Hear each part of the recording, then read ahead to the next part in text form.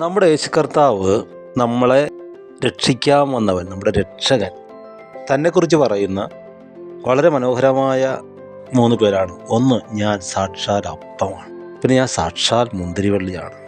ഞാൻ സ്വതന്ത്രരാക്കിയാൽ നിങ്ങൾ സാക്ഷാൽ സ്വതന്ത്രരാകും. നമുക്ക് അപ്പമുണ്ട്, മുന്തിരിയുണ്ട്, സ്വാതന്ത്ര്യമുണ്ട്.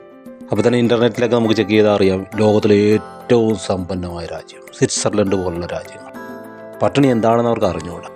ഈ പറഞ്ഞ കാര്യങ്ങളെല്ലാം സമൃദ്ധമായിട്ടുണ്ട്. സമരമൊന്നും അവിടെ ഇല്ല. പക്ഷെ കർത്താവ് പറയുന്നു, നോ, സാക്ഷാൽ അപ്പം ഞാനാണ്. നിങ്ങൾ ഈ പറയുന്ന അപ്പമെല്ലാം കഴിച്ചിട്ട് നിങ്ങൾക്ക് വിശപ്പല്ലേ? നിങ്ങൾ ഈ കുടിക്കാനുള്ള എല്ലാം കുടിച്ചിട്ട് നിങ്ങളുടെ ദാഹം മാറിയോ? നിങ്ങൾക്ക് സന്തോഷമുണ്ടോ? സന്തോഷത്തിനുള്ള എല്ലാ മാർഗവും നോക്കിയിട്ട് സന്തോഷമുണ്ടോ? ഇല്ല. ഏറ്റവും സ്വാതന്ത്ര്യമുള്ള രാജ്യത്ത് ജീവിച്ചിട്ടും നിങ്ങൾ പാവത്തിനടിമയല്ലേ? ഞാൻ നിങ്ങൾക്ക് അപ്പമാകാം, നിങ്ങളുടെ വിശപ്പ് മാറ്റാം, ഞാൻ നിങ്ങൾക്ക് സന്തോഷം തരാം. അതെ, വചനം നിങ്ങളെ സ്വതന്ത്രരാക്കും.